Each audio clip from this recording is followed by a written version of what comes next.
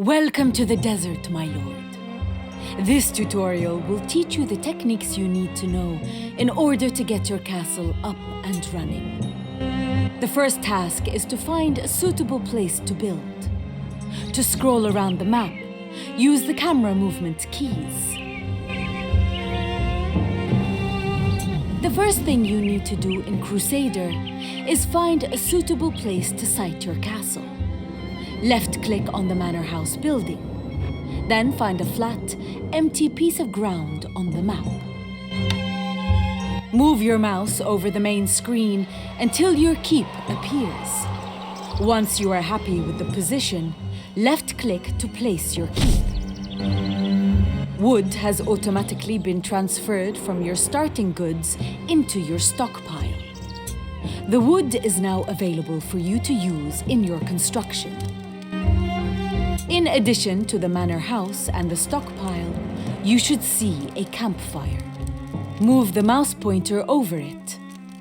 The halo that appears is your population growth indicator. The more popular you are, the faster it will fill, and the quicker your population will grow. Every time the indicator makes one full rotation, a peasant will arrive and stand by the campfire until work becomes available. If the halo turns red, you are unpopular. The halo will then be showing you how quickly people will leave your castle. On the top left of the screen, you can see that there is plenty of food among your starting goods. But to use it, you will need to build a granary. Left-click on the granary building and move your mouse pointer in the area near the keep. When the granary building appears, left-click to place it. The food in your starting goods will be transferred to the granary. Your peasants now have an ample supply of food to eat.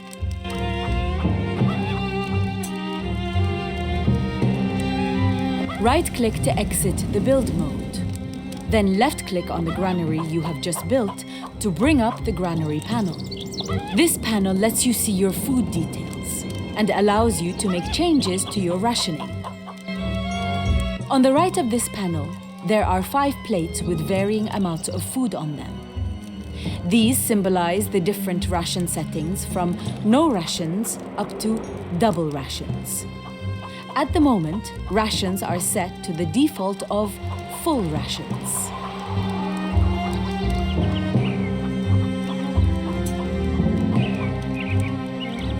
Left-click on the plate with the most food on it to set your rations to double.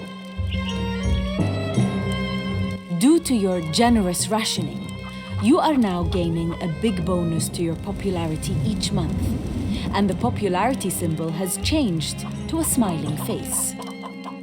The downside to this is that you are consuming food at twice the rate you were before.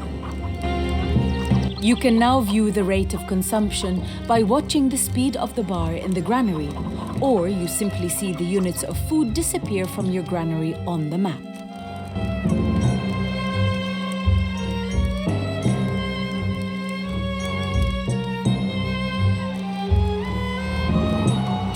Next, right-click to leave the granary and left-click on your manor house to bring up the keep panel.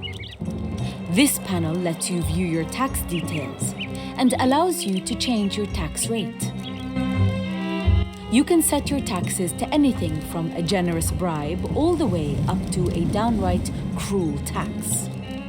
Taxes are currently set to the default of no taxes, so you are not gaining or losing any money.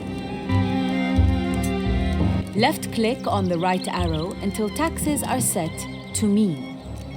You will now have a little gold coming into your treasury each month. But you are suffering a big hit to your popularity due to your mean tax rate. The scribe shows your popularity, gold, and population size. His expression reflects your popularity. The report book he is holding will help you to find critical The reports panel is now visible. Left-click on the popularity button.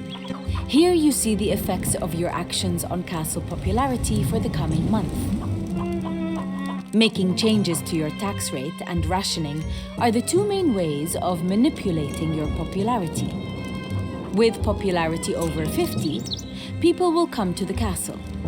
Below 50, they will start to leave. Your tax rate and rations level will now be set to their original starting levels. Now, right-click again to leave the report. Now you have a grasp of how to place buildings and manage your taxes, food and popularity.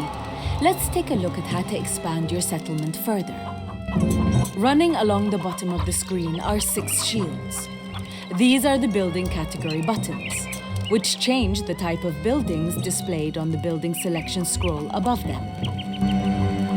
Move your mouse pointer over these shields. The shields will highlight, and above the building selection scroll, you will see a description of the button. Left-click on the industry building category, Hammer.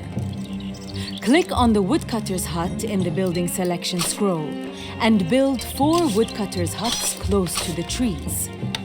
Finally, right-click to stop building.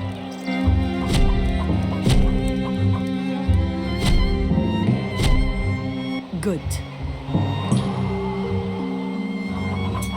Now you see that 4 of the peasants around your campfire have turned into woodcutters and are working at cutting down trees. Wood will soon begin to arrive in your stockpile. Now you need to start increasing your food stocks. Left-click on your granary again. The amount of food you have left is shown in absolute units and also monthly supply. Right-click to exit the granary screen. Left-click on the farm building category, Apple. Now place 4 hunters' posts, and the remaining peasants will become hunters. Good.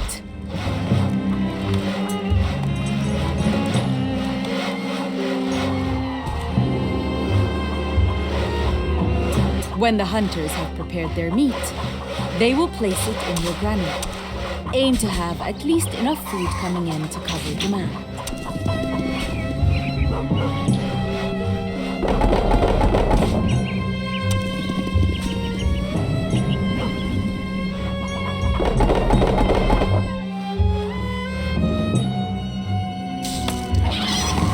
The bottom set of numbers on your scribe's report show your current population followed by your available housing.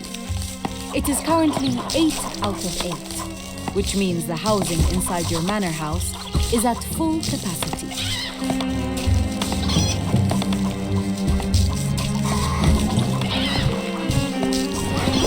Click on the town buildings house and build a hovel.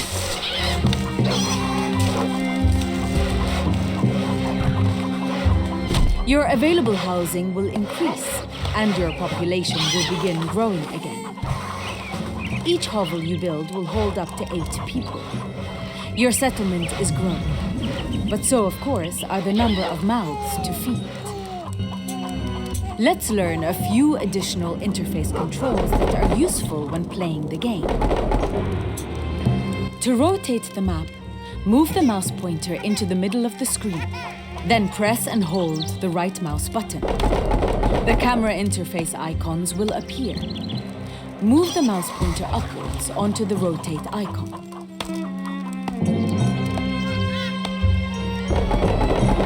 To zoom out, press the right button and move the mouse pointer to the right over the zoom icon and release the button.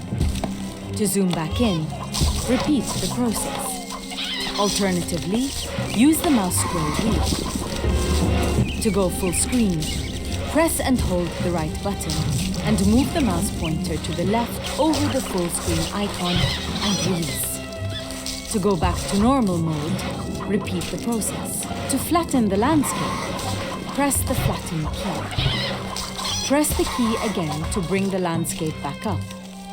Alternatively, you can click and hold the right mouse button to bring up the camera interface menu for any of the camera controls. Congratulations. You have completed the tutorial. Would you like to continue playing this